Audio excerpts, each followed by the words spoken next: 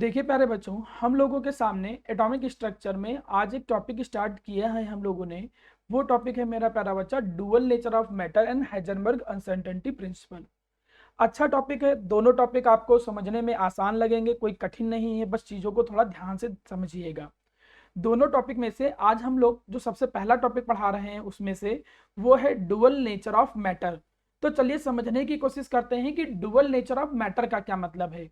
अगर मैं बात करूं आप लोगों से प्यारा बेटा, तो मैं जो ये मैटर होता था उस मैटर के अंदर डुअल नेचर तो होता ही होता है।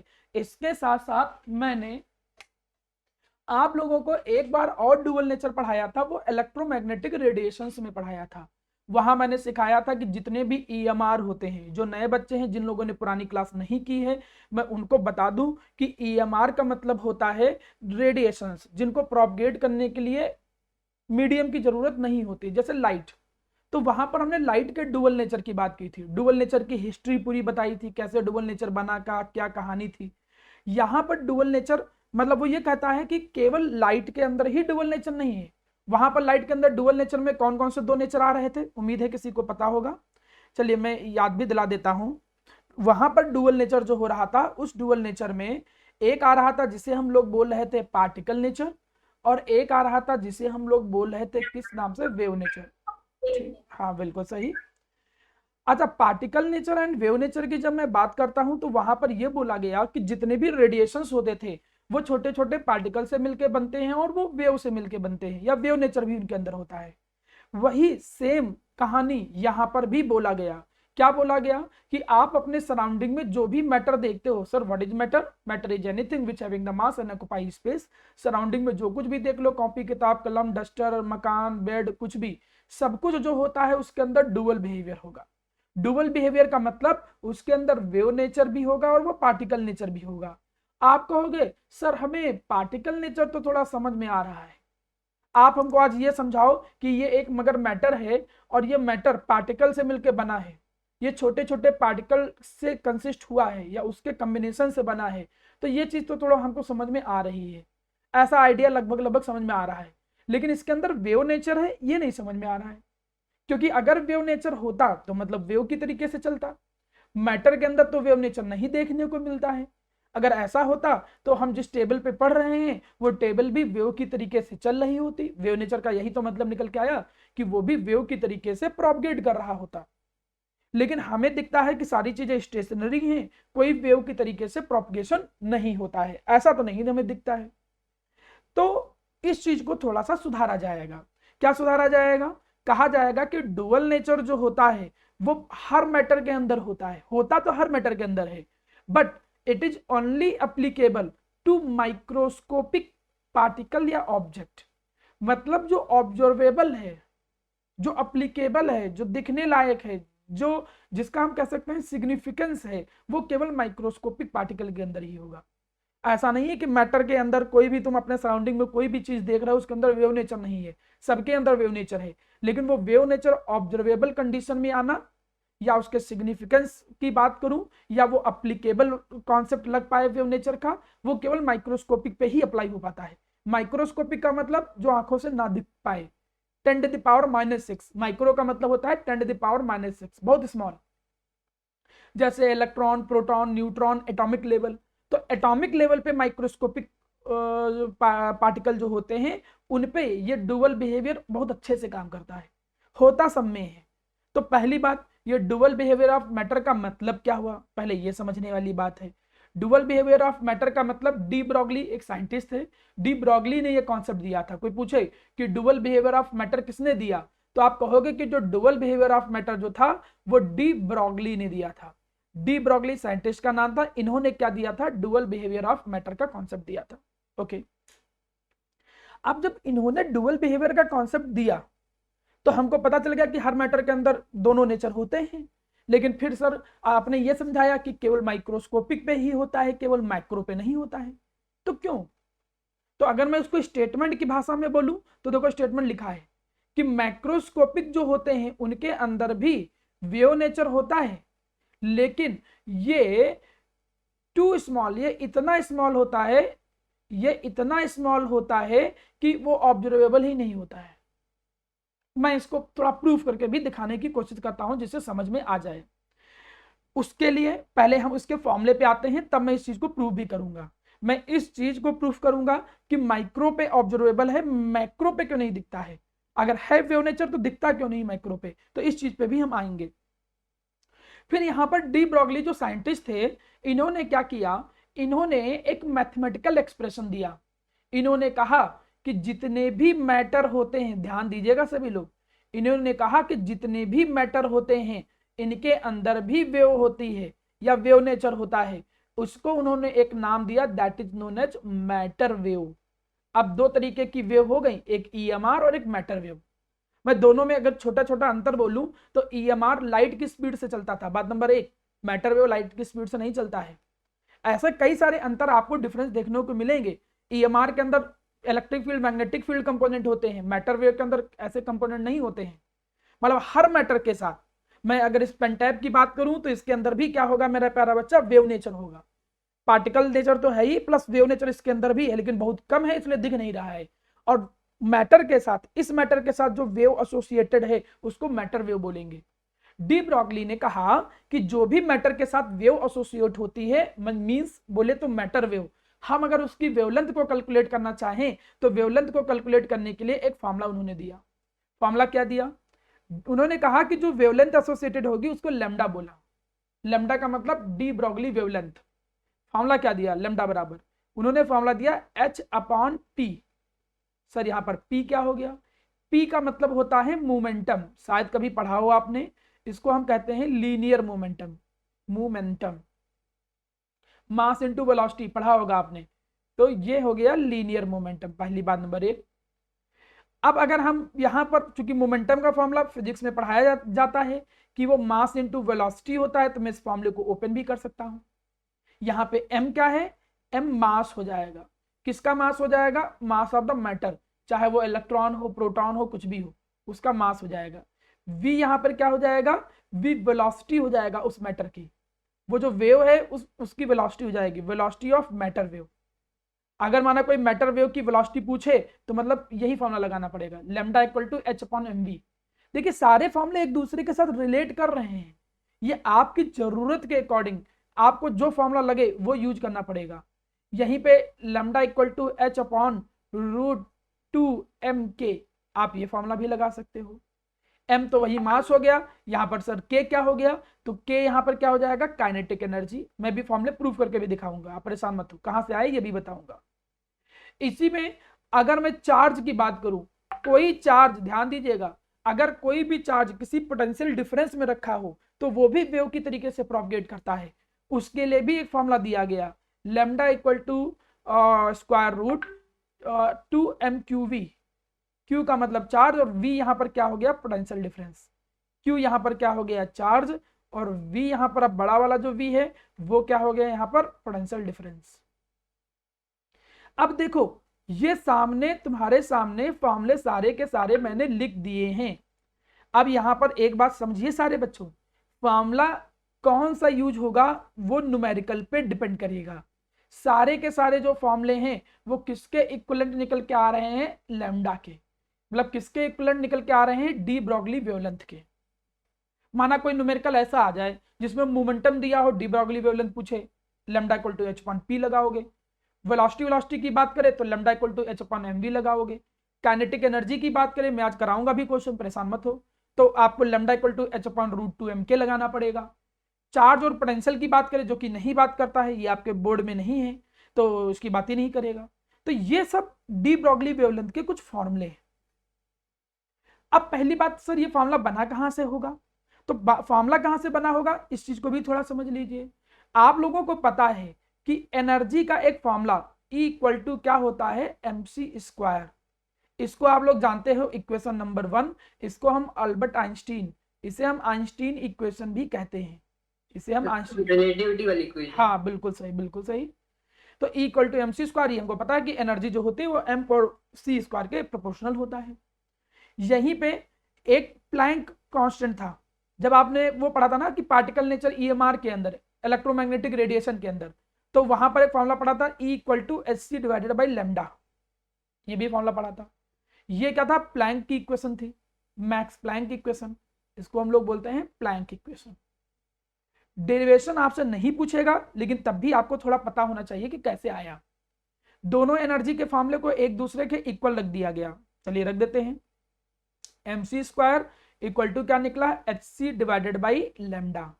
एक कैपिटल सी एक सी से कट गया, यहां से लेमडा बराबर अगर तुम निकालो, लेमडा उधर भेज दो, तो ये क्या निकलेगा, h/m इंटू सी। ठीक है, ये निकल के आ गया। अब यहां पर c स्पीड ऑफ लाइट होती थी। c क्या होती थी, स्पीड ऑफ लाइट किसकी, EMR की लाइट होती थी। तो वहां पर एनर्जी हम EMR की लेते थे, वेवलेंथ हम EMR की लेते थे।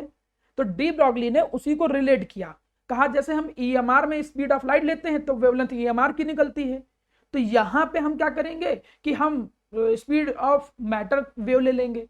तो जब स्पीड ऑफ मैटर वेव ले लोगे तो यहां पर उसकी वेवलेंथ आ जाएगी। तो इन्होंने क्या किया, इन्होंने C को V के इक्विवेलेंट ले लिया, स्पीड ऑफ लाइट को मैटर वेव की स्पीड के बराबर ले लिया, वेलोसिटी ऑफ मैटर वेव के इक्वल ले लिया। जैसे उन्होंने C की जगह पर V की वैल्यू रखी, तो वहां पर देखो आपके सामने फॉर्मूला निकल के आ गया, लैम्डा इक्वल टू h/mv। और ये फॉर्मूला आपको याद करना है न्यूमेरिकल पर्पज के लिए। डेरिवेशन उतना इंपॉर्टेंट नहीं है, मैं देखा हूं कि lambda equal to h/mv direct कोई पूछे, ये बहुत कम चांस होते हैं, लेकिन इतना कठिन भी नहीं कि आप तैयार नहीं कर सकते हो, आप आराम से तैयार कर सकते हो। ठीक, अब आगे देख प्यारा बेटा, ये तो डी ब्रॉगली वेवलेंथ में लैम्डा इक्वल टू h/mv निकल के आ गया। इसके बाद ये सर फॉर्मूला कैसे आया था, अच्छा लैम्डा इक्वल टू h/√2mk कैसे आया, के एक ही है, वो काइनेटिक एनर्जी, ई अलग नहीं है, वो के ही लिख दो, √2mk। तो आप इसको बना सकते हो। देखो काइनेटिक एनर्जी की मैं बात करूं तो के इक्वल टू फॉर्मूला क्या होता है, हाफ mv², ऐसे होता है। हम दोनों तरफ m से मल्टीप्लाई कर दें, तो दोनों तरफ m से मल्टीप्लाई करो तो देखो कितना आएगा, इधर भी m से मल्टीप्लाई कर दिया, इधर भी m से मल्टीप्लाई कर दिया, तो m² v² आ गया। ठीक, तो यहां पर अगर मैं 2 को उस साइड भेजूं तो देखो क्या आया, 2mk इक्वल टू mv पूरे का होल स्क्वायर। यहां से mv बराबर निकालो, तो mv बराबर देखो क्या निकला, √2mk। और किया क्या गया है, mv की जगह पर बस वही रख दिया गया है, √2mk, यही तो रख दिया गया खाली। तो सारे के सारे फॉर्मूले जो हमने यहां लिखे हैं, ऐसा नहीं कि ऐसे ही लिख दिया, एक दूसरे के साथ रिलेट करते हैं, उनको डिराइव किया जा सकता है, but there is no any so much requirement for their derivation. जो जरूरत था भी वो मैंने थोड़ा थोड़ा आपको लिख दिया, जिससे आपको चीजें ज्यादा अच्छे से समझ में आए, लेकिन फॉर्मूला बहुत अच्छे से याद होना चाहिए। कहीं भी डी ब्रॉगली वेवलेंथ यूज करे, दो वर्ड, डी ब्रॉगली वेवलेंथ या मैटर वेव, फिर सुनिएगा, डी ब्रॉगली वेवलेंथ या मैटर वेव, जहां भी ये दो वर्ड यूज किया उसने, डी ब्रॉगली वेवलेंथ या मैटर वेव, तुरंत फॉर्मूला याद आ जाना चाहिए, lambda equal to h/p, h/mv, h/√2mk, h/√2mqv। ये फॉर्मूला इस तरीके से बिल्कुल अच्छे से याद होना ही चाहिए। तो एक बार सारा स्क्रीन पे देख लीजिए कि कैसे क्या है, फिर मैं आगे अगले टॉपिक पे बढ़ता हूं। ये देखो एक फॉर्मूला दिया गया था डी ब्रॉगली के थ्रू, जो उन्होंने कहा कि हर मैटर के अंदर वेव नेचर होता है, तो उस वेव नेचर की वेवलेंथ निकालेंगे कैसे, उसके लिए एक फॉर्मूला जो प्रपोज किया उन्होंने, वो आपके सामने है। यही फॉर्मूला याद रखेंगे न्यूमेरिकल के लिए। आगे बढ़ते हैं थोड़ा सा। जब मैं आगे बढ़ूं तो इसमें थोड़ा देखिएगा, एक और प्रूविंग है mvr इक्वल टू nh/2π। ये भी प्रूफ किया जाता है डी ब्रॉगली के मेथड से ही। मैं इसकी प्रूविंग थोड़ा बता देता हूं। अच्छा, ये चीज मैं दोबारा एक बार जिक्र करूंगा। कब करूंगा जिक्र, मैं कहूंगा कि ये जो पॉइंट लिखा है इसको हम लोग कहते हैं third postulates of Bohr's model. ये बोर्स मॉडल का तीसरा पॉइंट है, बोर्स मॉडल का ये तीसरा पॉइंट है। पहली बात, इसमें देखो एक बात समझो, तुम दो चीज जानते हो, एक होता है नॉर्मल वेलोसिटी, एक होता है एंगुलर वेलोसिटी। कभी फिजिक्स पढ़ा होगा सर्कुलर मोशन तो पता होगा, नहीं सर्कुलर मोशन पढ़ा है तो पता चल जाएगा। Normal velocity, angular velocity. तो यहां पर जब तुम फिजिक्स के पॉइंट ऑफ व्यू से जाओ तो mvr को हम क्या कहते हैं, mvr को हम एंगुलर मोमेंटम कहते हैं, एंगुलर मोमेंटम। अच्छा सर, mv को क्या कहते थे, लीनियर मोमेंटम। तो आप उसके लिए परेशान मत हो कि सर ये तो हमको पढ़ा ही नहीं, हमने तो सीखा ही नहीं। वो फिजिक्स में भी जब तीसरे चौथे चैप्टर में आओगे ना तो पूरा अच्छे से याद हो जाएगा। तब तक बस ये पॉइंट याद रखो, mvr जो होता है एंगुलर मोमेंटम, ये मल्टीपल के इक्वल होता है n के मल्टीपल। सर n क्या है, एक इंटीजर, और वो किसके मल्टीप्लाई के बराबर होता है, h/2 पाई। h क्या है आपको बताया गया था, h यहाँ पर आपका क्या था, किसी को याद है? Planck constant. हाँ बिल्कुल से प्लैंक कांस्टेंट। प्लैंक कांस्टेंट था 6.6 इंटू 10⁻⁻34, ये था प्लैंक कांस्टेंट। तो यहां पर ये अभी जब बोर्ड्स मॉडल पढ़ाऊंगा तब आपको समझ में आएगा ये पॉइंट कहना क्या चाहता है, लेकिन इसका डेरिवेशन कहीं ना कहीं कॉन्सेप्ट से, कौन से कॉन्सेप्ट से, बोर्ड्स ये जो अभी पढ़ाया हूं डुअल नेचर, उसी के थ्रू ही एक्सप्लेन किया जाता है। अब कैसे, थोड़ा समझिएगा। हमने कहा कि माना आपने, एक एग्जांपल में बना दे रहा हूं, हमने कहा कि माना ये न्यूक्लियस है और उसके चारों तरफ इलेक्ट्रॉन जो है वो रिवॉल्व कर रहा है। मैं इसका डेरिवेशन करा रहा हूं। सर ये डेरिवेशन क्या आता है? हाँ बेटा आता है। ज्यादा जरूरी है? ज्यादा जरूरी तो कह नहीं सकते, लेकिन इसमें एक अच्छी बात है कि ये एक डेरिवेशन के अंदर दो डेरिवेशन छुपे हुए हैं। ऊपर से नीचे आएंगे तो नीचे वाला डेराइव होगा, और नीचे से ऊपर जाएंगे तो ऊपर डेराइव हो जाएगा, और दोनों के दोनों डेरिवेशन पूछ सकता है वो, और आते भी हैं दोनों के दोनों। तो मतलब हम लिखेंगे एक ही तरीके से, जैसे आजकल देखते हैं लोग वीडियो बनाना पसंद करते हैं, उस वीडियो में प्लेबैक करते हैं वापस, तो कोई उन्होंने मोशन किया उसी को रिवर्ट कर देते हैं। यहां पर भी ऐसा ही कुछ, हम डेरिवेशन ऊपर से नीचे आएंगे तो नीचे वाला डेराइव हो जाएगा, नीचे से ऊपर जाएंगे तो ऊपर वाला डेराइव हो जाएगा। तो इसलिए ये ज्यादा जरूरी है, क्योंकि एक ही में दो डेरिवेशन है, तीन ही स्टेप में हो जाता है। देखिए कैसे, हमने कहा ये न्यूक्लियस हो गया, और इस न्यूक्लियस के बाद ये आउटर मोस्ट सेल हो गई। चलिए ठीक है, आउटर मोस्ट सेल हो गई, जिसकी रेडियस हमने क्या कर लिया, आर मान लिया। अब इस सेल पे इलेक्ट्रॉन रिवॉल्व कर रहा था। अच्छा सर इलेक्ट्रॉन रिवॉल्व कर रहा था, लेकिन तुमने तो अभी सीखा है कि इलेक्ट्रॉन चुपचाप थोड़ी रिवॉल्व करेगा, क्योंकि इलेक्ट्रॉन माइक्रोस्कोपिक हो गया। अब वो चुपचाप नहीं चलेगा, वो वेव की फॉर्म में चलेगा, क्योंकि उसके अंदर कौन सा नेचर आ गया है, वेव नेचर आ गया है। तो अब जो लोग बोलते थे ना कि इलेक्ट्रॉन, 10th में पढ़ते थे कि इलेक्ट्रॉन ऐसे चुपचाप रिवॉल्व करेगा, नहीं नहीं नहीं, अब कहानी बदलने लग गई, अब तुम थोड़ा उससे आगे बढ़ गए। अब यहां पर इलेक्ट्रॉन जो होगा वो रिवॉल्व करेगा इन अ फॉर्म ऑफ वेव। मैं थोड़ा सिमेट्रिकल नहीं बना पा रहा हूं, लेकिन वो समझ जाना, वो अपने पाथ पे इस तरीके से कुछ वेव की फॉर्म में रिवॉल्व करेगा। ओके, ऐसा कुछ रिवॉल्यूशन होगा। अब डेरिवेशन शुरुआत कैसे होता है, देखो डेरिवेशन की शुरुआत कैसे होगा। ये अगर रेडियस आर है तो इसका जो सरकमफ्रेंस होगा, इसका जो सरकमफ्रेंस होगा, वो सरकमफ्रेंस कितना हो जाएगा, 2πr। ये तो कोई बहुत बड़ी बात नहीं बता रहा हूं, ये तो फॉर्मूला पता ही है, सर्किल का सरकमफ्रेंस 2πr होता है। यहाँ आर उसकी रेडियस हो जाएगी, ऑर्बिट की रेडियस, जिस पाथ पे रिवॉल्व करता है ना उसको ऑर्बिट बोलते हैं, तो ऑर्बिट की रेडियस हो जाएगी। अब यहां से देखो, यहां से एक क्रस्ट से दूसरे क्रस्ट तक, यहां तक की वेवलेंथ कितनी होती थी, लैम्डा। फिर यहां से आगे तक की कितनी वेवलेंथ हो जाएगी, अगला वेवलेंथ। फिर कितनी हो जाएगी, नेक्स्ट वेवलेंथ।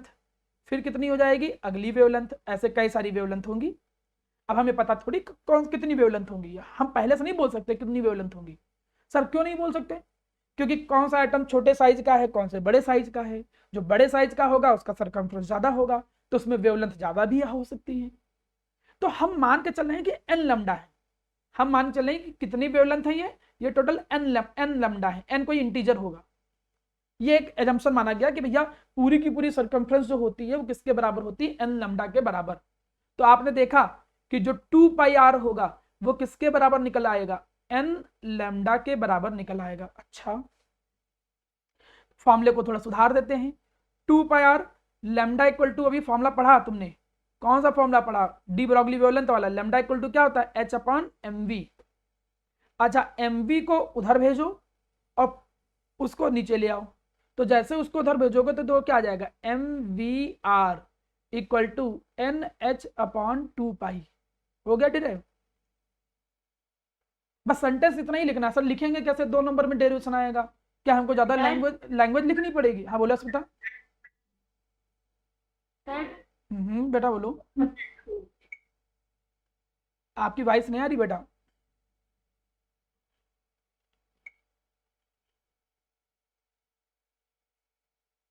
सर हाँ बोलो बेटा। सर आपने जो एन लैम्डा बताया वो फिर से बता दीजिए, वहां पे नेट अटक रहा था। हाँ हाँ कोई बात नहीं, लेक्चर दोबारा देख लीजिएगा, मैं बता भी दे रहा हूँ। हमने कहा कि ये जो क्रस्ट होते हैं, जैसे ये एक क्रस्ट होता है, एक क्रस्ट ये है, आपको मैंने पहले ही पढ़ाया था कि दो क्रस्ट के बीच की डिस्टेंस कितनी होती है, वेवलेंथ के बराबर होती है। एक क्रस्ट यहाँ, एक क्रस्ट यहाँ, उनके बीच की डिस्टेंस कितनी होती है? वेवलेंथ के बराबर। तो ऐसे कितनी वेवलेंथ आएंगी हम कह नहीं सकते, तो हम मान ले रहे हैं कितनी वेवलेंथ आएंगी? एन। एन मतलब इंटीजर, यहाँ पर एन जो है वो एक इंटीजर मान लिया, 4 होंगी, 5 होंगी, 6 होंगी, 7 होंगी, तो हम एक इंटीजर के तौर पे मान ले रहे हैं कि भैया पता नहीं कितनी होंगी, तो हम इंटीजर मान ले रहे हैं। जो भी एटम का साइज होगा उसके अकॉर्डिंग थोड़ी ज्यादा हो जाएंगे या कम हो जाएंगे, एक इंटीजर के वैल्यू के बराबर होंगी। तो सरकमफ्रेंस या तो 4 लैम्डा होगा, या तो 5 लैम्डा होगा, या तो 6 होगा, या तो 7 होगा, या तो 8 लैम्डा होगा, वो डिपेंड करेगा कि कितने हैं, उस पर डिपेंड करेगा। तो उसलिए आप यहां पर जो पूरी की पूरी सरकमफ्रेंस है उसको एन लैम्डा के बराबर मान लेना। जैसे एन लैम्डा के बराबर मानोगे तो लैम्डा का फॉर्मूला ही होता है सीधे, लैम्डा का फॉर्मूला क्या होता है? H/mv। अच्छा सर, ये फॉर्मूला कहाँ पढ़ा हमने? ये फॉर्मूला तूने पढ़ा था डी ब्रॉगली वेवलेंथ में, अभी उठा के वैल्यू रख दिया यहाँ पे, जैसे वैल्यू रखा तो ये आया। अब mv की वैल्यू उधर रख दिया, पाई आर की वैल्यू नीचे ले आया, जैसे नीचे ले आया तो देखो डेरिवेशन हो गया। तो एक तो डेरिवेशन नीचे वाला पॉइंट हुआ, और यहीं पे जब एग्जाम में कोई ऊपर वाला डेराइव करने को बोले, ऊपर वाला सर क्या बोलेगा? इस चीज को, ऊपर के लिए क्या बोलेगा? इस चीज को बोलेगा, क्या कहेगा कि प्रूव करो कि सरकमफ्रेंस जो होता है वो इंटीग्रल मल्टीपल होता है वेवलेंथ के। सर थोड़ा समझा नहीं, तो देख लो मैं क्वेश्चन ही समझा दे रहा हूं। देखो ये क्वेश्चन आपकी बुक का क्वेश्चन है, चाहे आप सीबीएसई बोर्ड में हो, चाहे आप जिस भी बोर्ड में हो, आपको एक्सरसाइज में ये क्वेश्चन मिल जाएगा। बोलो अस्मिता। सर वो पीछे वाला भी नोट नहीं कर पाए थे। नहीं अभी वापस आ रहा हूँ, अभी बढ़ा वहां गए नहीं, बेटा परेशान हो। मैंने कहा कि ये क्वेश्चन है जैसे एनसीईआरटी का, कि प्रूफ क्या करना है? So that circumference of boards orbit, circumference of boards orbit मतलब 2πr, वो किसके बराबर होता है? Is the integral multiple of de Broglie wavelength, वो इंटीग्रल मल्टीपल होता है मतलब एन के मल्टीपल के, किसके? डी ब्रॉगली वेवलेंथ के। अब इसको प्रूफ करना है, तो कैसे करें? उल्टा। उल्टा कैसे? आप लिखोगे कि थर्ड पोस्टुलेट क्या होता है? mvr इक्वल टू nh/2π, उल्टा ही बोला था हमने। अब यहां पर क्या करोगे कि ये जो 2π है उसको इधर भेज दोगे, mv को नीचे ले आओगे, तो 2πr इक्वल टू देखो क्या आ जाएगा? nh/mv। h/mv को क्या लिख लोगे? वेवलेंथ। उसको क्या लिख लोगे? वेवलेंथ। तो देखो उल्टा प्रूफ हो गया।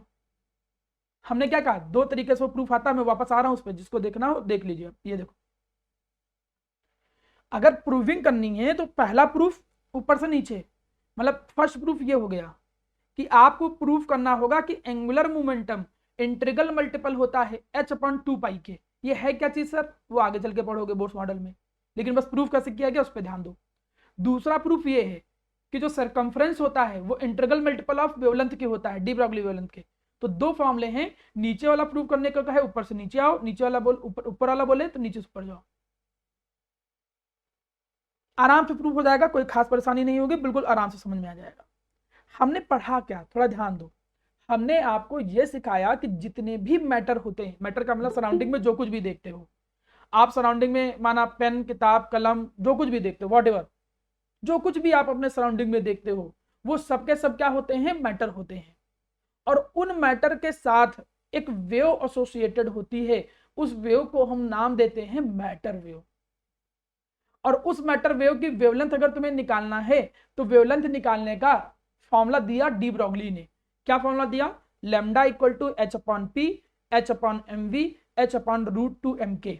ओके, फॉर्मूला मिल गया सर हमें, अच्छी बात है। डेरिवेशन हमने कुछ सिखाए। हमने एक बात साथ में बोली थी, क्या साथ में एक बात बोली थी कि जो डी ब्रॉगली वेवलेंथ का कॉन्सेप्ट है, मतलब मैटर के अंदर जो वेव होती है ये केवल माइक्रोस्कोपिक में ही ज्यादा देखने को मिलता है। हमने इलेक्ट्रॉन पे लगाया, देखो अप्लाई भी किया, अभी मैक्रो पे नहीं होता है एप्लीकेबल। तो चलिए मैं उसको दिखाता हूं कि क्यों, एक अंदाजे के थ्रू बताने की कोशिश करता हूं, समझिएगा। हम कौन से पॉइंट पे जाने की बात कर रहे हैं? ये वाले, कि केवल माइक्रो पे ही क्यों एप्लीकेबल होता है। आप देख रहे होगे यहां पर ये जो पार्टिकल होते हैं मैटर, वो छोटे छोटे पार्टिकल से भी बनते हैं और अंदर वो हल्का हल्का वेव नेचर भी रखते हैं, ये ध्यान रखिएगा। अब प्रूफ करने जा रहा हूं कि माइक्रो पे ही एप्लीकेबल क्यों है। तो मैं प्रूफ करने के लिए काम कर सकता हूं, कोई माइक्रो वाली चीज ले लेता हूं, जैसे हमने इलेक्ट्रॉन ले लिया। अब इलेक्ट्रॉन की डी ब्रॉगली वेवलेंथ निकालो, फॉर्मूला तो दे ही रखा है, किसने दिया है? डी ब्रॉगली ने। h/mv फॉर्मूला लगा दिया। h की वैल्यू क्या होती है? 6.6 × 10⁻⁻34। मैं एक्यूरेट वैल्यू नहीं निकालूंगा, काम चला लूंगा अंदाजे से। इलेक्ट्रॉन का मास, चूंकि इलेक्ट्रॉन की वेवलेंथ निकाल रहे हो भाई, ये माइक्रोस्कोपिक तुमने एक पार्टिकल लिया, माइक्रोस्कोपिक का मतलब इलेक्ट्रॉन ले लिया, इसकी वेवलेंथ निकालने की कोशिश कर रहे हो। तो इलेक्ट्रॉन का मास कितना होता है 9.1 इंटू 10⁻³ kg इंटू आप इलेक्ट्रॉन की वेलोसिटी कुछ भी मान लो, कुछ भी मानने का मतलब एक अंदाजे से आप मान लो, हम जैसे मान ले रहे हैं इलेक्ट्रॉन की वेलोसिटी हमने मान लिया, माना 10⁴ मीटर/सेकंड, हम दोनों की स्पीड बराबर ही मानेंगे। चलो एक मान लिया हमने, लेट सपोज इतनी मान लो 10⁸ मान लो, चलो 8 मान ले रहे हैं, ठीक है, मतलब लाइट के बराबर चलो मान लेते हैं दोनों का हमने। अब अगर मान लिया लगभग लगभग इतना, तो आप केवल, मैं पूरी एक्यूरेट वैल्यू निकालने की जरूरत ही नहीं, आप केवल फैक्टर पे काम करो। यहाँ पावर देखो कितनी आ रही है, यहाँ एडिशन करोगे तो पावर कितनी आ जाएगी, ये ऊपर जाके प्लस हो जाएगा, जब ऊपर जाके ये प्लस होगा तो -3 बचेगा, तो ये लगभग लगभग 10⁵ के अप्रॉक्स आ रहा है। थोड़ा ध्यान देना, ये लगभग लगभग इतना आ रहा है, लेट करके हम चल रहे हैं तब। अब चलो एक क्रिकेट बॉल ले लेते हैं, अब एक मैक्रो भी तो लेना था ना, मैक्रो का मतलब कोई बड़ी चीज भी लेनी थी। बड़ी चीज कौन, जो मैक्रोस्कोपिक होते हैं। बोला गया कि मैक्रोस्कोपिक पे वेव नेचर दिखता नहीं है, तो चलो उस पर भी अप्लाई कर लेते हैं। एक तुमने बॉल ले ली, बॉल का जनरल वेट कितना हो गया, मान लिया 1 kg, बहुत हो गया, कम ही होता है वैसे 1 kg, चलो मान लो, नहीं 1 kg मानना चाहते हो कम मान लो, 100 ग्राम मान लेते हैं, 100 ग्राम, 100 ग्राम का मतलब 0.1 kg। चलो हम इसकी स्पीड कितनी मान लें, अरे तुम कितनी तेज स्पीड उसको दोगे, चलो तुम लाइट की स्पीड से दे दिए, इससे ज्यादा और क्या मान लोगे, चलो उसकी स्पीड से हमने लगा दिया। अब तुम इसकी वेवलेंथ निकालो, लैम्डा इक्वल टू h/mv। अब तुम बॉल का निकाल रहे हो, h की वैल्यू 6.6 इंटू 10⁻34, और यहां पर निकालो तो मास इसका कितना है बॉल का 0.1, वेलोसिटी 10⁸ 7 के आसपास आया ये, तो लगभग लगभग 10⁻17 अप्रॉक्सीमेट, अप्रॉक्स।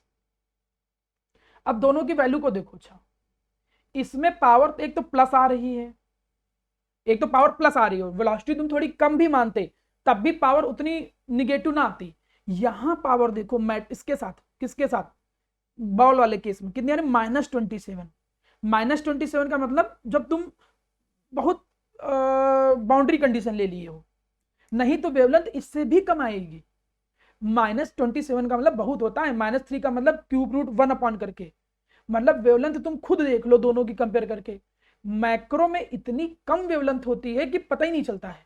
इसका मतलब यह है कि मैटर के अंदर वेवलेंथ है, मैटर के अंदर वेव नेचर है, लेकिन वो वेवलेंथ उसकी इतनी कम है कि वो ना के बराबर है, वो वेव की तरीके से प्रोपगेट ही नहीं कर पा रहा है। तो इसका क्या मतलब कि मैक्रो के अंदर होता नहीं डुअल नेचर, होता है। कोई ये बोले कि डुअल नेचर होता नहीं, वो गलत बात है। डुअल नेचर सबके अंदर होता है, चाहे वो माइक्रो हो चाहे वो मैक्रो हो, लेकिन मैक्रोस्कोपिक में दिखता नहीं है वो वेवलेंथ। मैक्रोस्कोपिक में क्या होता है कि वो ऑब्जर्वेबल नहीं होता है, इतनी छोटी वेवलेंथ निकल के आती है कि वो ऑब्जर्वेबल नहीं होता है।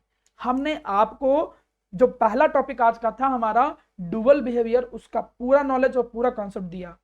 क्या था डुअल बिहेवियर, पहली बात डुअल बिहेवियर हर मैटर के अंदर डुअल नेचर होगा, पार्टिकल नेचर, वेव नेचर, लेकिन वो वेव नेचर केवल माइक्रोस्कोपिक पे दिखेगा, मैक्रो पे नहीं दिखेगा।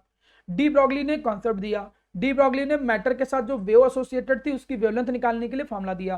क्या फॉर्मूला दिया, लैम्डा इक्वल टू देखो h/p, h/mv, h/√2m के, h/√2m³v। p momentum, v velocity के काइनेटिक एनर्जी, जैसा जब जरूरत पड़ेगी उसके अकॉर्डिंग हम फॉर्मूला यूज करेंगे। न्यूमेरिकल की एक बिल्कुल अलग से क्लास आपकी लगाई जाएगी, तो उसके लिए आप परेशान ही नहीं होना है, ठीक।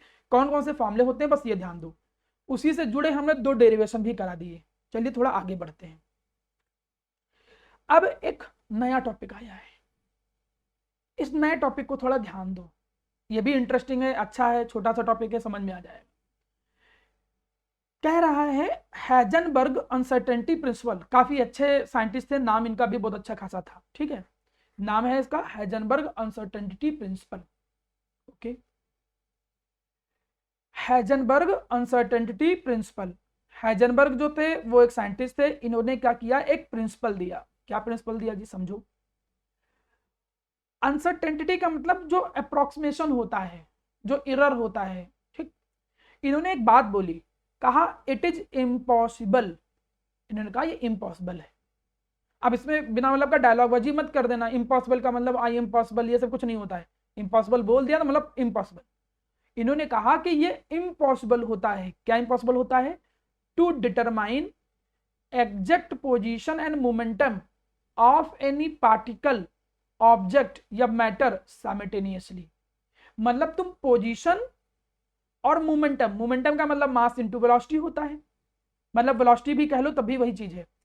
वो ये कह रहे हैं तुम किसी भी पार्टिकल का, किसी भी ऑब्जेक्ट का एग्जैक्ट उसकी पोजीशन क्या है और एग्जैक्ट कितनी वेलोसिटी से चल रहा है, ये दोनों एक साथ फाइंड करना इम्पॉसिबल है। तुम एक साथ नहीं फाइंड कर सकते हो, और एक्यूरेटली फाइंड कर लो, ये इम्पॉसिबल है। सेंटेंस सुनो, it is impossible to calculate, to determine the exact position and momentum. Exact position और मोमेंटम जो होता है वो आप पता नहीं कर सकते हो, ध्यान दीजिएगा। मतलब ये इम्पॉसिबल होता है कि तुम पोजीशन और मोमेंटम एक साथ पा जाओ, किसी भी पार्टिकल या ऑब्जेक्ट या मैटर का एक साथ निकाल लो, ये इम्पॉसिबल होता है। आपको लगेगा ऐसा तो नहीं होता है सर, बहुत सारे एग्जांपल हम ऐसे देखते हैं जिसमें पोजीशन और वेलोसिटी एक साथ निकाल सकते हैं। मोमेंटम की जगह मैं वेलोसिटी क्यों ले रहा हूं शब्द बार बार? क्योंकि मोमेंटम मास इंटू वेलोसिटी होता है, तो एक तरीके से वेलोसिटी ही हो गया, मास तो कांस्टेंट चीज होती है, तो वेलोसिटी की बात करो तब भी वो मोमेंटम ही हुआ। आपको सर एक एरोप्लेन उड़ रहा है, हम देखते हैं कि एरोप्लेन कितनी दूर पे है, किस वेलोसिटी से उड़ रहा है, हम कैलकुलेट कर लेते हैं। उसी की बेसिस पे तो कई सारी डिवाइस क्रिएट होती हैं। और भी लोग देखो, जैसे क्रिकेट की जो बॉल होती है वो लोग बता देते हैं कि हाँ बॉल कहाँ पे गिरी, किस वेलोसिटी से जा रही है, सब बता देते हैं सर।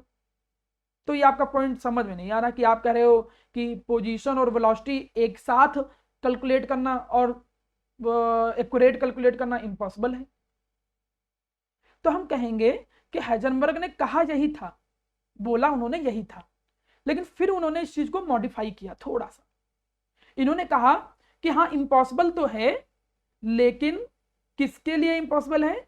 माइक्रोस्कोपिक पार्टिकल के लिए, मैक्रो के लिए नहीं, माइक्रोस्कोपिक पार्टिकल के लिए इम्पॉसिबल है। तुम नहीं पता कर सकते हो किसमें, माइक्रोस्कोपिक में नहीं पता कर सकते हो, ये उन्होंने एक बात कही।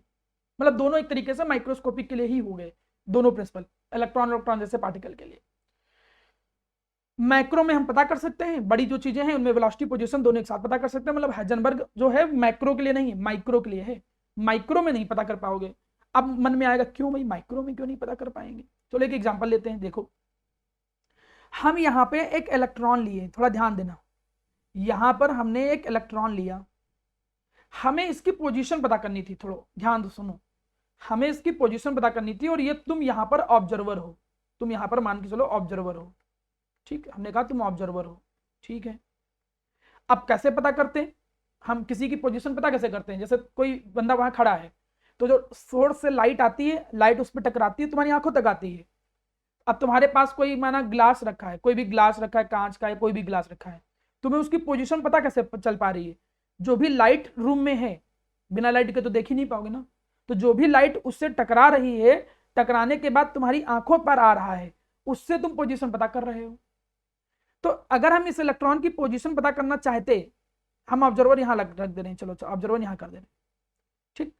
अब अगर हम इसकी पोजीशन पता करना चाह रहे थे, तो जो भी लाइट आ रही होती, या तो फिर हम ऑब्जर्वर, एक मिनट सुनिए, मैं डायग्राम थोड़ा साइड में बना दे रहा हूं जिससे और अच्छे से समझ में आए, ठीक। मैं डायग्राम थोड़ा किनारे कर दे रहा हूं जिससे थोड़ा ऐसे समझ में आ जाए, ठीक। अब समझ में आए। देखिए अब हमने कहा क्या, मैंने आपसे ये कहा कि इसमें चलो हम एक सोर्स ले लेते हैं, मैं इसको ऑब्जर्वर मान ले रहा हूं। क्यों ऑब्जर्वर मान ले रहा हूं?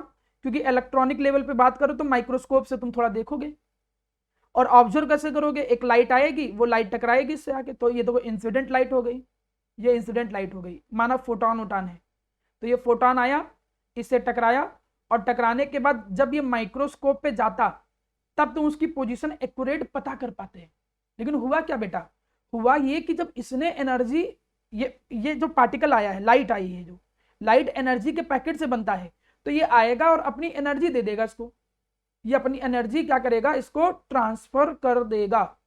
ये अपनी एनर्जीज को ट्रांसफर कर देगा। जैसे ही अपनी एनर्जीज को ट्रांसफर करेगा तो ये अपनी पोजीशन चेंज करने लगेगा, इट चेंजिंग इट्स पोजीशन, वो अपनी पोजीशन बदलने लग जाएगा। मतलब हम कोशिश ये कर रहे थे, हमने लाइट इसलिए डाली थी जिससे वो लाइट से उसकी पोजीशन पता चल जाए, लेकिन उसी लाइट ने उसको थोड़ी एनर्जी दे दी और एनर्जी देके उसकी पोजीशन खराब करने लग गया, तो कहाँ पता कर पाओगे। मैं इसको और आसान करता हूँ, ऐसे समझो जिससे थोड़ा आइडिया लगे। मैं इसको एक अच्छे एग्जाम्पल के थ्रू समझाता हूँ जिससे एक आइडिया लगे। जैसे मान के चलो कि तुम्हारा रूम है, ठीक है, एक एग्जाम्पल के तौर पर ये मान के चलो कि एक रूम है जिसमें तुम पढ़ाई कर रहे हो, ये रूम हमने बना दिया, ठीक है। हमने कहा कि रूम में माना अभी अंधेरा है, एक एग्जाम्पल के तौर पर माना हमने अंधेरा है। अच्छा सर अंधेरा है तो क्या, हमने कहा यहाँ पर माना एक बिल्ली जा रही है बेचारी, ठीक, थोड़ा ध्यान दीजिएगा। हमने कहा यहाँ पर एक बिल्ली है, ये बिल्ली ऐसे जा रही है, तो बिल्ली के तो हाथ हो गए, ठीक है, मान के चलो ऐसे बिल्ली है, ठीक है। अब ये बिल्ली भाग के जा रही है, अब तुमको लगा कि हाँ यार खड़ खड़ कुछ आवाज आ रही है, कुछ है वो, तो तुम यहाँ थे, यहाँ पर बैठे थे, तो तुम क्या करोगे, उसकी पोजीशन या पता करने के लिए कहाँ है, एक लाइट उसके ऊपर डालोगे, लाइट डालोगे, वो लाइट जब उससे जाएगी और टकरा के वापस आएगी ना, जब वो टकरा के तुम पर वापस आएगी तभी तो पता चलेगा वो कितनी दूर है। लेकिन क्या हो अगर तुमने ऐसे टार्च लगाया, टार्च जलाया और टार्च से लाइट निकले, लाइट उस बिल्ली से टकराए और बिल्ली को और दूर फेंक दे, फिर टार्च लगाया तो बिल्ली को फिर फेंक दे, फिर टार्च की रोशनी डाली तो उस रोशनी ने बिल्ली को और दूर फेंक दिया। मतलब तुम जिस लाइट की हेल्प ले रहे थे कि हम उस लाइट से पता करेंगे कि वो बिल्ली कहां पे है, वो लाइट ही उसको धक्का देके दूर फेंक दे रहा है, तो क्या पोजीशन पता कर पाते, सही से नहीं पता कर पाते। लेकिन मैक्रो में एक्चुअली में ऐसा नहीं होता है, ऐसा नहीं होता कि तुम लाइट मारो और बिल्ली दूर गिर जाती है, ऐसा नहीं होता एक्चुअली में। लेकिन इलेक्ट्रॉन या माइक्रोस्कोपिक पार्टिकल में ऐसा ही हो रहा होता है। देखिए ये कॉन्सेप्ट पूछते नहीं है, लेकिन मैं एक्सप्लेन कर रहा हूं जिससे याद रहे कॉन्सेप्ट। क्यों नहीं पता कर सकते हैं, स्कूल में सर क्या आता है, स्कूल में बहुत अच्छे से रट के चले जाओ कि सीधे सीधे ये कई बार वेरी वेरी इंपॉर्टेंट, इस पे तुम लिख सकते हो कि ये डायरेक्ट पूछ लेते हैं कि हाइजेनबर्ग अनसर्टेनिटी प्रिंसिपल समझाओ क्या होता है, बस डिफिनेशन लिख के चले आओ, पूरे नंबर मिल जाएंगे आपको, 1 नंबर का आता है क्वेश्चन। क्या लिख के आओगे, इट इज इम्पॉसिबल, ये इम्पॉसिबल है to determine the exact momentum in position of any particle simultaneously, microscopic particle, किसी भी माइक्रोस्कोपिक पार्टिकल का एग्जैक्ट मोमेंटम और वेलोसिटी हम एक साथ और एक्यूरेटली नहीं निकाल सकते हैं। क्यों नहीं निकाल सकते हैं, क्योंकि जिस सोर्स का, जिस लाइट का तुम यूज कर रहे थे पोजीशन निकालने के लिए, वही उस पार्टिकल की पोजीशन को डिस्टर्ब कर देता है, इसलिए कहां से निकाल पाओगे। जैसा बिल्ली वाला केस हमने समझाया बिल्कुल वैसा, इसीलिए तुम किसी भी पार्टिकल की एग्जैक्ट मोमेंटम और पोजीशन एक साथ नहीं निकाल सकते हो, क्लियर हो जाना चाहिए। अब इसके लिए एक मैथमेटिकल एक्सप्रेशन दिया डी ब्रॉगली ने, क्या दिया, delta x into delta p equal to H upon 4 pi. ये थोड़ा अच्छे से समझिए, थोड़ा सभी लोग इस फॉर्मूले को बिल्कुल याद कर लीजिए, जो बता रहा हूं ना ये फॉर्मूले को याद कर लीजिए, बहुत कठिन नहीं होता है इसका न्यूमेरिकल, इवन कंपटीशन में भी आता है क्वेश्चन, और जैसे यहां आता है वैसा कंपटीशन में भी आता है। और अच्छी बात बताऊं तुम लोगों को, कोई भी इसमें घुमा के इधर उधर कुछ भी नहीं देते हैं, डायरेक्ट क्वेश्चन पूछते हैं, मतलब to the point, direct value देंगे, रखो आंसर, बस समझ में आना चाहिए। एक बात समझो, ये जो डेल्टा वर्ड है, अलग अलग बुकों में, अलग अलग न्यूमेरिकल में, अलग अलग जगह डेल्टा को कई तरीके से नाम लिया गया, जैसे इरर, जैसे अनसर्टेनिटी, अनसर्टेनिटी का मतलब अनिश्चितता जो भी होता है, जो वैल्यू फिक्स ना हो, या फिर इसको इरर बोल देते हैं, अनसर्टेनिटी बोल देते हैं, चेंज बोल देते हैं, ठीक, इस नाम से भी आ जाता है। एक्यूरेसी के नाम से इसको दे देते हैं, एक्यूरेसी के नाम से कभी कभी ये जिक्र हो जाता है, प्रिसीजन के नाम से ये वर्ड यूज हो जाता है। ये डेल्टा के लिए शब्द है। एक्स यहां पर क्या है, वो हो गया पोजीशन, ये पोजीशन के लिए शब्द यूज कर लेते हैं, मतलब कोई भी डिस्टेंस जैसा फैक्टर, डिस्टेंस के लिए शब्द यूज कर लेते हैं, डिस्प्लेसमेंट के लिए वर्ड यूज कर लेते हैं, डिस्प्लेसमेंट के लिए वर्ड यूज कर लेते हैं, पोजीशन, डिस्टेंस, डिस्प्लेसमेंट, कोई भी डिस्टेंस जैसी चीज। पी यहां पर क्या है, पी यहां पर मोमेंटम है, ये तुम्हें पता है। और कभी कभी तुम्हें इस फॉर्मूले को और ओपन करने की जरूरत पड़ जाती है, कैसे, delta x into delta p बराबर क्या होता है, mass into velocity equal to H upon 4 pi. ठीक, मास कांस्टेंट होता है तो ये डेल्टा के बाहर चला जाएगा, डेल्टा के बाहर चला जाएगा तो ये m यहां जाएगा और into delta v greater than equal to H upon 4 pi. Sir यहाँ तो ग्रेटर इक्वल दोनों है, इसको कैसे यूज करेंगे? जब न्यूमेरिकल लगाना होता है तो इक्वल करके यूज करते हैं, ठीक है, कभी भी। ये फॉर्मूला तुम तब यूज करोगे पहला वाला जब न्यूमेरिकल में मोमेंटम और डिस्टेंस पोजीशन इन पे बात करें, ये तब जब पोजीशन और वेलोसिटी को लेके बात करें। डेल्टा तो तुम्हें पता ही है। माना बोले, एक एग्जांपल के तौर पे माना वो बोले एरर इन वेलोसिटी, तो एरर इन वेलोसिटी का मतलब, एरर का मतलब डेल्टा, वेलोसिटी का मतलब ये। बोले वो अनसर्टेनिटी इन पोजीशन, अनसर्टेनिटी का मतलब डेल्टा, पोजीशन का मतलब एक्स।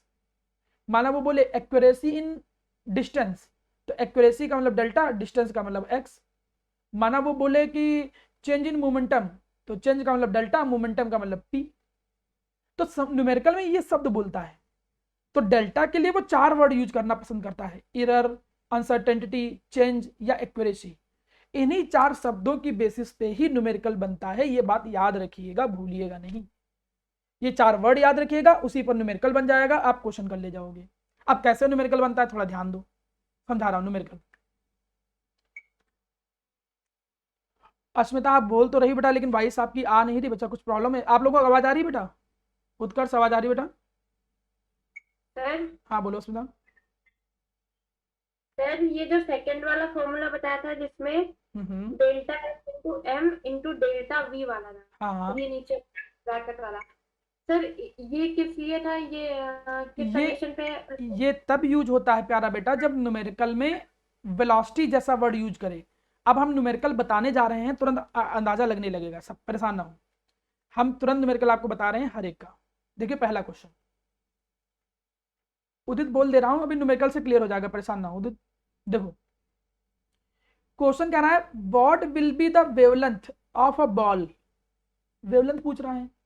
आप कंफ्यूज हो रहे हो ना कि वो पुराना वाला सी इक्वल टू न्यू लैम्डा, ना ना ना। बॉल एक माइक्रोस्कोपिक पार्टिकल मैटर है, तो मतलब मैटर की वेवलेंथ मतलब डी ब्रॉगली वेवलेंथ, अपने आप क्लियर हो गया। मतलब क्वेश्चन में पूछ क्या रहा है, डी ब्रॉगली वेवलेंथ, खुद ही आइडिया लग जाएगा। मास कितना दे रखा है, 0.1 kg। वेलोसिटी कितना दे रखा है, 10 मीटर पर सेकेंड। ठीक, अब लैम्डा का फॉर्मूला कौन सा लगाओगे, कई थे, h upon P, H upon M v, तो लगाओगे क्या, h upon M v. H की वैल्यू तुम्हें पता रहती है कितनी, 6.6 इंटू 10⁻34। मास आपको पता रहता है कितना, 0.1 kg, केजी में रखोगे। वेलोसिटी दे रखी है 10 मीटर पर सेकंड, रखा, सीधे वेवलेंथ आ गया। कितना आसान क्वेश्चन है। क्वेश्चन कठिन नहीं होता है, समझ पाना अच्छी चीज है। अगला क्वेश्चन देखो। अब इस क्वेश्चन पे देखा, मास ऑफ इलेक्ट्रॉन दे रखा है। अच्छा पहले लिख लो, जो भी दिया रखा करें ना पहले लिख लिया करो, भगवान का प्रसाद मान के पहले सब लिख लिया करो जो भी दे। ये इतना कुछ दिया है, कह रहा है काइनेटिक एनर्जी इतनी है, 3 इंटू 10⁻⁻25 जूल काइनेटिक एनर्जी है। कह रहा है वेवलेंथ निकालो। अब आइडिया लग गया, काइनेटिक एनर्जी, वेवलेंथ, इलेक्ट्रॉन का मास, समझ गए कि सबने वो वाला फॉर्मूला लगाना है। पूरा फॉर्मूला क्या था, H upon P, H upon M V, हाँ H upon √2 mk। Very good, तो यहाँ पर फॉर्मूला क्या लगेगा, lambda equal to H upon √2 mk। M mass of electron दिया हुआ है, के काइनेटिक एनर्जी दिया हुआ है, एच की वैल्यू तुम्हें पता है, लैम्डा पूछा था, कर लिया क्वेश्चन। आइडिया लग रहा होगा कि कैसे क्वेश्चन आते हैं। बाकी मैं न्यूमेरिकल की एक सिंगल अलग से क्लास लूंगा, उसमें और अच्छे से क्लियर हो जाएगा। अब कुछ क्वेश्चन हाइजेनबर्ग के कराता हूं मैं, ठीक। ये तो डायरेक्ट फॉर्मूला उसके यूज करने के बता दिए, ये मैं बुक के क्वेश्चन उठाया हूं जो डायरेक्ट बुक में पूछे जाते हैं, उसके क्वेश्चन है ये सब। अगला देखो, हम तो जानेंगे कैसे कि ये न्यूमेरिकल हाइजेनबर्ग का है, जब भी वो अनसर्टेनिटी, एक्यूरेसी, एरर ऐसे शब्द यूज करे समझ जाओ वही है। पूछ क्या रहा है पहले ध्यान दो, what is uncertainty involve in measurement of velocity. कोई बताना चाहेगा क्या पूछ रहा है वो एक्सप्रेशन की फॉर्म में? किसी को क्लियर है क्या पूछ रहा है, डेल्टा एक्स या डेल्टा वी। हाँ बिल्कुल सही, डेल्टा वी। बिल्कुल सही, वो डेल्टा वी पूछ रहा है। आइडिया लग गया। देखिए मैंने पहले भी बोला था बिल्कुल आसान क्वेश्चन आते हैं इवन कॉम्पिटिटिव एग्जाम में भी, जब तक वो मिक्स ना करे कॉन्सेप्ट। डेल्टा वी पूछ रहा है क्योंकि अनसर्टेनिटी का मतलब हो गया डेल्टा और वेलोसिटी का मतलब वी। अब देखो ये डिस्टेंस दे रखा था, मैंने पहले ही बोला था डिस्टेंस का मतलब एक्स होता है, तो मान के चलो कि जो ये डेल्टा एक्स ही दे रखा होगा, कितना दे रखा होगा, 0.1 एंगस्ट्रॉम। ठीक, इतनी कम वैल्यू है तो डेल्टा एक्स ही दे रखा होगा। अब डेल्टा वी पूछ रहा है तो अब फॉर्मूला कौन सा लगाएं, फॉर्मूले दो थे। एक फॉर्मूला था direct delta x into delta P, लेकिन अब फॉर्मूला ओपन करना पड़ेगा। क्यों सर ओपन करना पड़ा वो वाला, हम ये फॉर्मूला क्यों लगाए, क्योंकि आपको पता है कि हमने ये फॉर्मूला इसलिए लगाया, देखो मैं पीछे बता रहा हूं, आपके सामने फॉर्मूले दो थे, ये देखो एक ये एक ये। हम ये फॉर्मूला क्यों लगा रहे हैं, क्योंकि न्यूमेरिकल में वेलोसिटी वर्ड यूज कर रहा है। कई बच्चों ने पूछा था सर कैसे जानेंगे, तो वेलोसिटी शब्द यूज करें तो वेलोसिटी वाला फॉर्मूला लगेगा h/4 और न्यूमेरिकल में हमेशा इक्वल करके सॉल्व करते हैं। डेल्टा एक्स दिया है 0.1 एंगस्ट्रॉम, एंगस्ट्रॉम का मतलब 10⁻⁻10, ये एंगस्ट्रॉम की वैल्यू होती है, मैं बता चुका हूं कई बार। एंगस्ट्रॉम का मतलब 10⁻⁻10, नैनोमीटर का मतलब 10⁻⁻9, बोल बता चुका हूं। माइक्रो का मतलब 10⁻6। ठीक, ये सब कुछ खास वैल्यू है जो रटनी पड़ेंगी। मास कितना दे रखा है, क्या है मास, मास मास मास मास मास, ओके। यहां पर बेटा इन्होंने शायद मास की वैल्यू नहीं दिया हुआ है, तो ये क्वेश्चन थोड़ा सा अधूरा है। यहां पर वो मास की वैल्यू भी देंगे पक्का, ठीक, उसके लिए परेशान हो नहीं, मास की जरूरत ही नहीं है। और ऋषभ अभी बात करते हैं बेटा तुमसे, यहां पर मास की वैल्यू की जरूरत ही नहीं है, इलेक्ट्रॉन है तो इलेक्ट्रॉन की बात कर रहा है ना, तो इलेक्ट्रॉन का मास तो पता रहता ना, 9.1 इंटू 10⁻31 kg, न्यूमेरिकल पढ़ के अंदाजा लग गया। डेल्टा भी पूछ रहा है, एच की वैल्यू तुम्हें पता होती है, पाई की वैल्यू तुम्हें पता होती है, पाई की वैल्यू तो पता है ना, कि नहीं पता है पाई की वैल्यू कितनी होती है बेटा, 3.14। कितना, 3.14। हाँ चलो आता है, ठीक है। तो एच की वैल्यू पता ही है 6.6 इंटू 10⁻34। तो ऐसा भी नहीं कि हाइजेनबर्ग का क्वेश्चन भी कठिन आता है। अब बस 2 मिनट में एक लास्ट क्वेश्चन और डिस्कस कर रहा हूं, इसके बाद आपका ये टॉपिक दोनों कंप्लीट होते हैं। ये अच्छा क्वेश्चन है, ये अच्छा क्वेश्चन है, मुझे मालूम है कि ये कई बार न्यूमेरिकल में यहां पर पूछा जाता है। देखो कैसे, गोल्फ बॉल है, उसका मास कितना है 40 kg, मास हम यहां लिख दे रहे हैं कितना 40 kg, ओके नहीं सॉरी ग्राम है, तो केजी में कन्वर्ट कर लो तो 0.04 kg। अच्छा, बॉल की स्पीड दे रखी है, डेल्टा भी नहीं है, ये बात ध्यान रखना, कैसे नहीं है डेल्टा भी, अंदाजा लग जाएगा अभी। कह रहा है स्पीड की जो एक्यूरेसी है वो 2% है, स्पीड की एक्यूरेसी मतलब डेल्टा वी कितना है 2%, और किसका जो ओरिजिनल वेलोसिटी थी, तो 2% कैसे निकालोगे, 2/100 इंटू 45, इस तरीके से यहां क्या निकल के आ जाएगा डेल्टा वी। और अनसर्टेनिटी इन पोजीशन पूछा है, डेल्टा एक्स देखो पूछा है, अनसर्टेनिटी का मतलब डेल्टा, पोजीशन का मतलब एक्स, और ये डेल्टा वी दिया है, कितना दिया है 2%, किसका, वेलोसिटी का। तो अब फॉर्मूला फिर से वही लगा दोगे, delta x into M into delta v equal to h/4 delta x पूछा गया है, मास केजी में रखना होता है तो आपने 0.04 रख दिया, डेल्टा वी अभी तुमने निकाला था वो रख दोगे यहाँ,